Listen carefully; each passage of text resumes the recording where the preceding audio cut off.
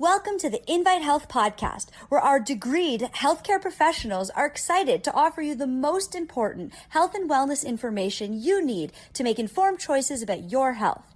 You can learn more about the products discussed in each of these episodes and all that Invite Health has to offer at www.invitehealth.com/podcast. First-time customers can use promo code podcast at checkout for an additional 15% off your first purchase. Let's get started.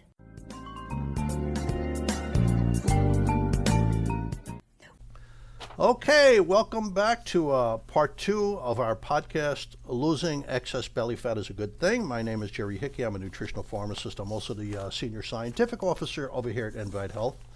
And in part 1, we discussed different exercise regimens. I quickly discussed stretching. In part 2, we're going to discuss supplements that could be helpful. So thank you for tuning into today's Invite Health podcast episode. You could find all of the episodes for free wherever you listen, or visit invitehealth.com/podcast.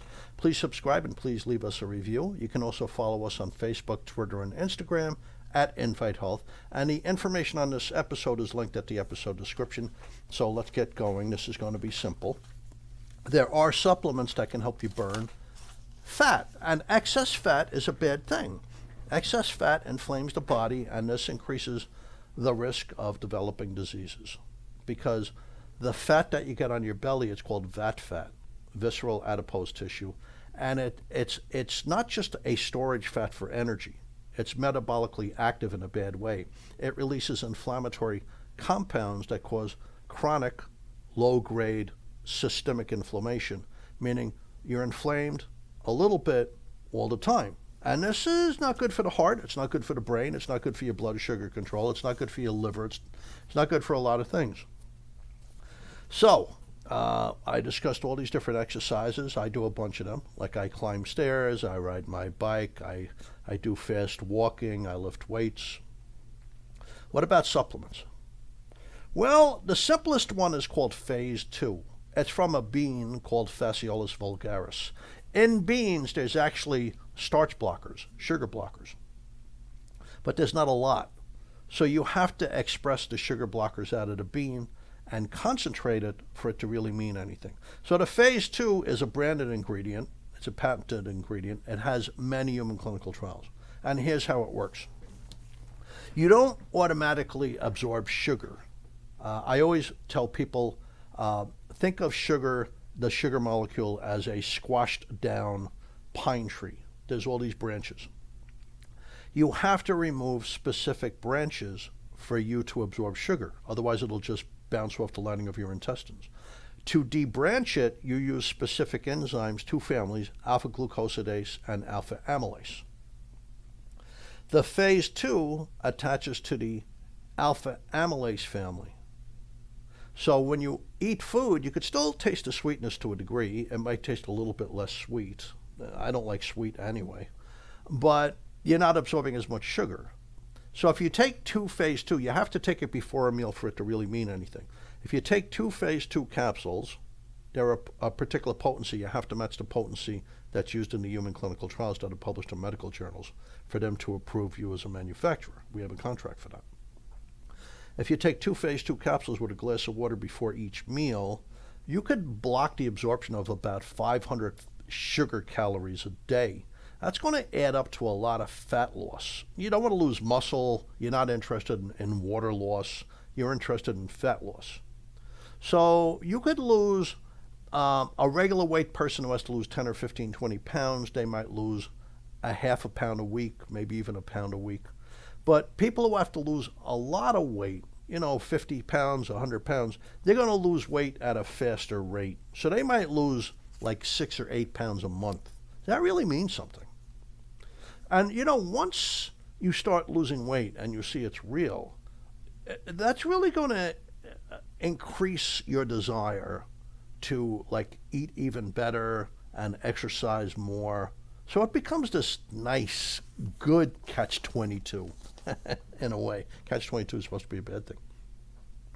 So the Phase 2 works.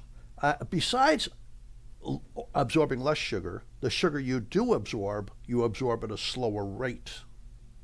So for people with pre-diabetes or diabetes, that's a very helpful thing.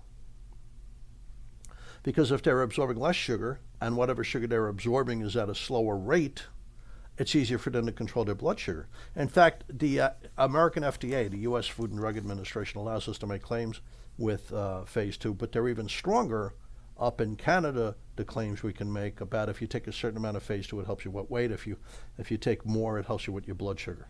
So 4 a day for weight, 6 a day for blood sugar. Now, something that works similar to phase 2 is grapeseed extract. It's very interesting. There's a drug, a carbose, also called Precose, that's approved for treating diabetes. And it works by attaching to both families of starch-digesting enzymes, the alpha-glucosidase and the alpha-amylase. So we're covering beans, cereal, bread, pasta, cake and cookies, basically any source of calories. They've shown in human clinical trials that grapeseed extract works stronger than the prescription drug Precose, which is also called a carbose. See, the beauty of these starch blockers, they don't cause low blood sugar. A lot of drugs used for treating diabetes can lead to low blood sugar. So grapeseed extract in different studies on humans has been shown to lower blood sugar. But now they're starting to look at grapeseed extract for helping to get rid of excess fat, and it seems to be helping, which makes sense. If you take the grapeseed before a meal, for instance, we have a 250 milligram. When they used 100 milligram in studies, they gave people like 6 or 8 pieces of white bread with sugary jam on it and a glass of water for breakfast.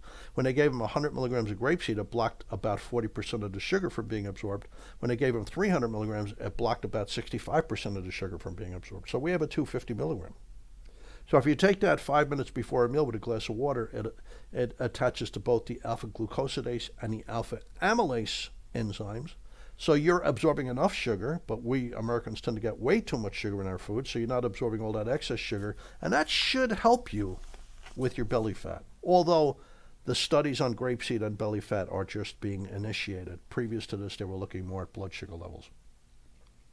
Now, Graphonia simplicifolia. That's a very interesting plant that grows in Western Africa.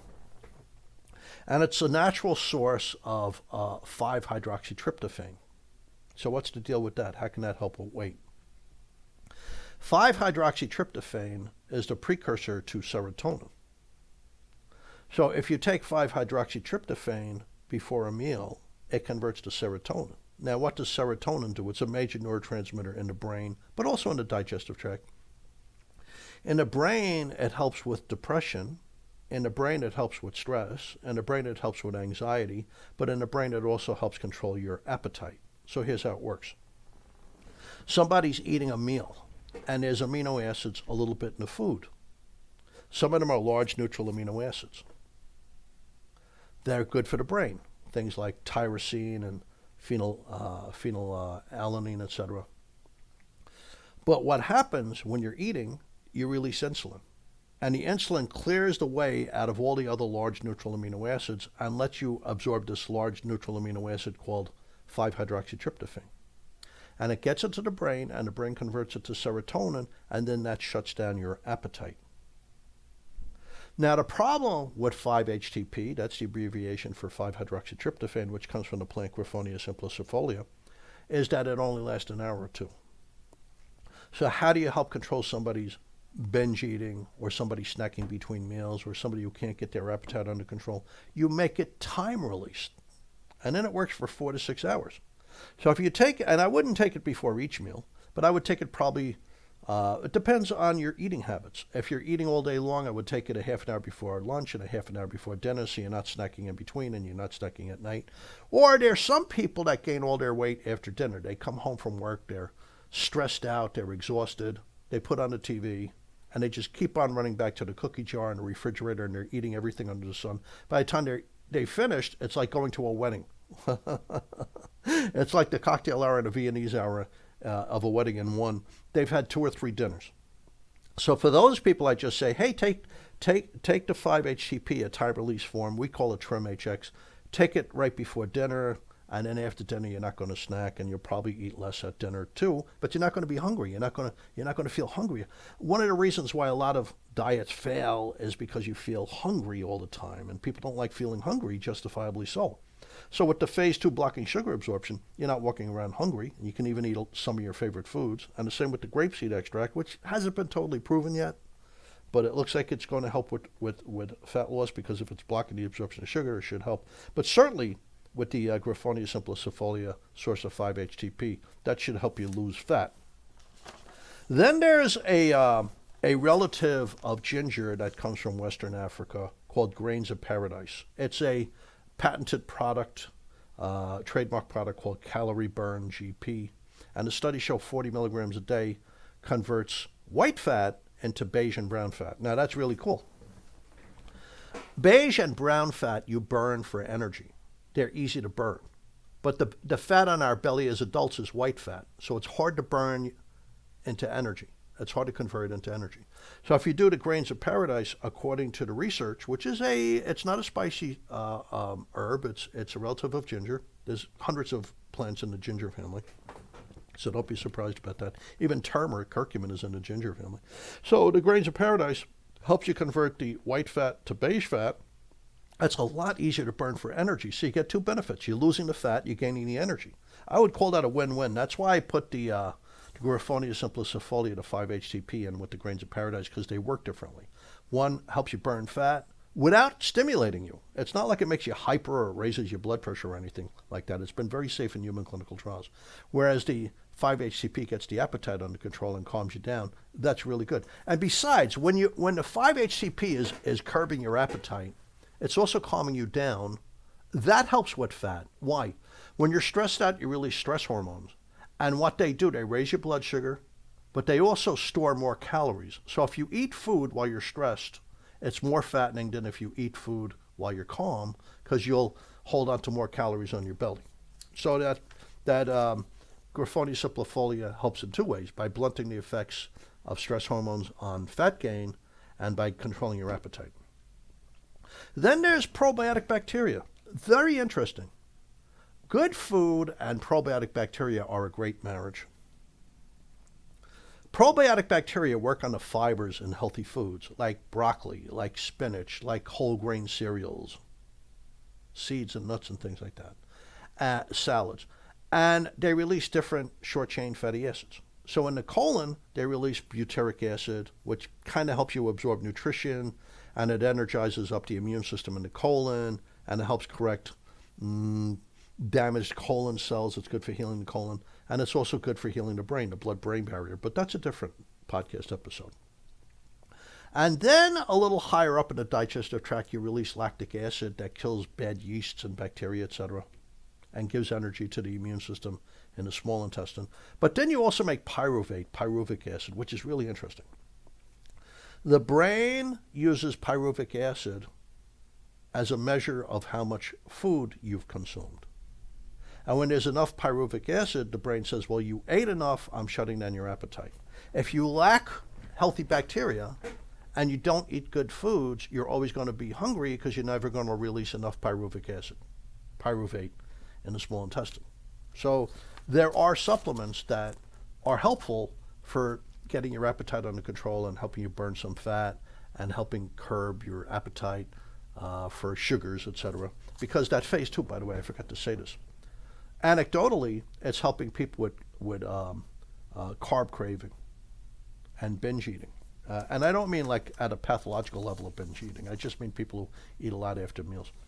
That's phase 2. We spoke about that before. The last supplement I'm going to cover is called HMB. That's calcium beta hydroxy beta methylbutyrate monohydrate. But you could call it HMB. H, M as in Mary, B as in boy. Now the body converts leucine into HMB. And what this does when you're exercising, it protects your muscles, but it helps you improve your strength and leanness while possibly lowering your LDL cholesterol. I'm going to have to do a podcast episode on HMB. For people suffering with inflammatory conditions, it helps them hold on to their muscles so they have less of a wasting syndrome like cachexia. Cachexia is a wasting syndrome. For people who are becoming frail, it seems to help them get back their muscle. For older people, it helps prevent sarcopenia. Sarcopenia is the age-associated loss of muscle. As we grow older, we lose muscle and strength. But don't forget, muscle has a high metabolic demand. So the more muscle you have, the more calories you're burning even while you're sitting on the couch. That's a way of keeping your weight under control. So these are supplements. You could talk to nutritionists about these supplements. There's things you can look up on the internet, like we have explanations on our website, invitehealth.com. So thanks for tuning in to the Invite Health podcast. You could find all of our episodes for free wherever you listen to podcasts or by visiting invitehealth.com/podcast. Please subscribe and please leave us a review. You can also follow us on Facebook, Twitter, and Instagram at Invite Health. Hope to see you next time on another episode of the Invite Health podcast. And thank you so much for listening. Jerry Hickey signing off.